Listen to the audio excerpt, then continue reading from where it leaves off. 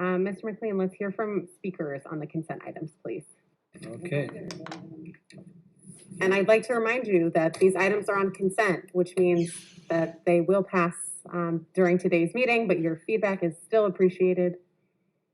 But please know that their passage is assured. Okay, on tab 1, we have Manny, who is in person. Manny, are you here? Once you begin, you'll have 3 minutes. Hi, everybody. My name is Manny Lin. I'm a special ed teacher for City of Angels. As for next year, I don't know. I'm in limbo because I'm one of the teachers who have to go through the interactive process. I just want to address about, or if we can focus on our students. That's our highest priority, is to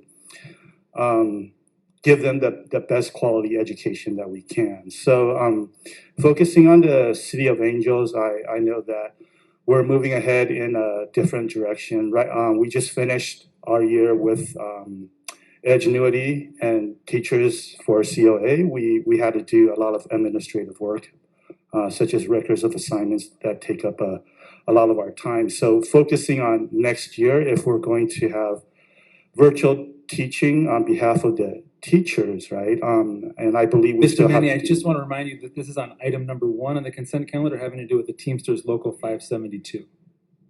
We'd appreciate your comments being restricted to that topic. Thank you. Okay, I thought public comments can be, well, I was told differently, but may I continue?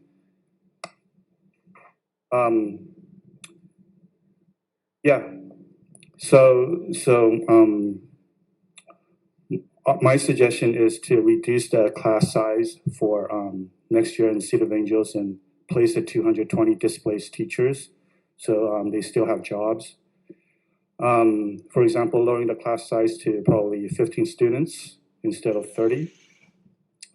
And I have a minute left, and if I can address the issue of discrimination, I believe you're all compassionate, right?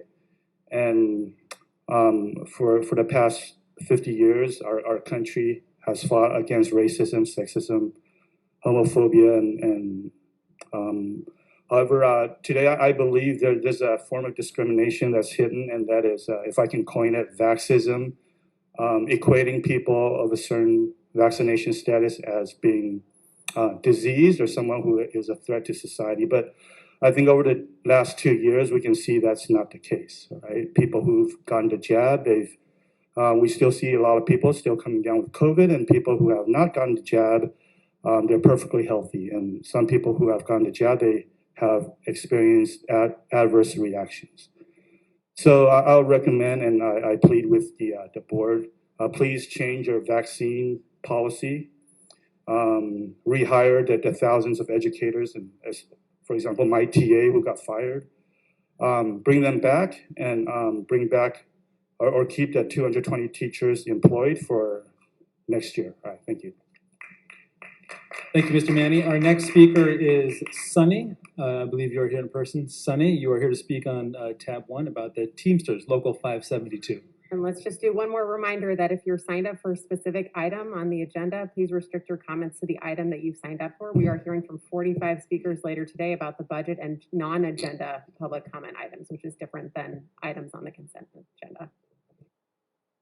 Okay, good afternoon. I'm Sonny Lloyd, a teacher at VA3. So the vaccine mandate of LAUSD has created an undue burden on both employees and students.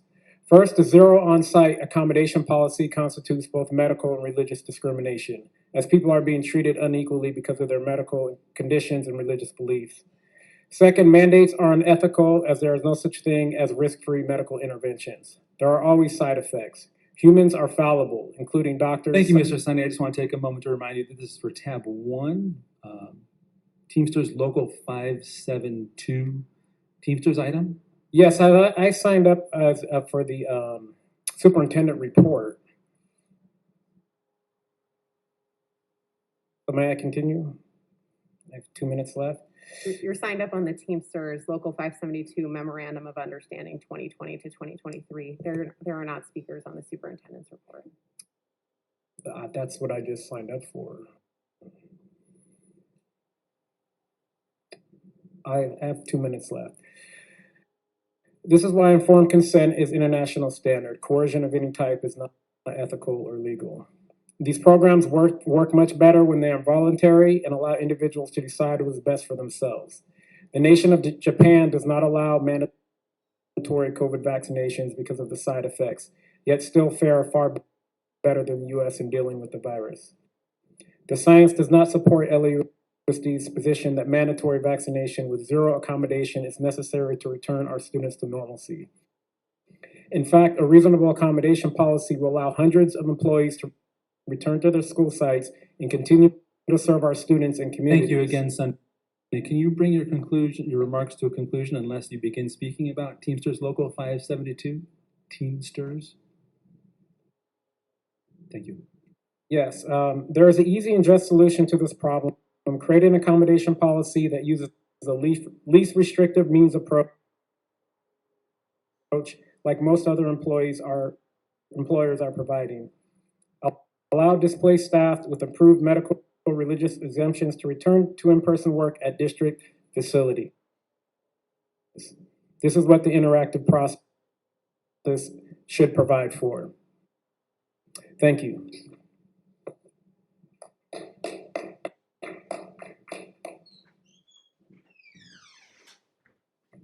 Okay, moving on to tab 4, the district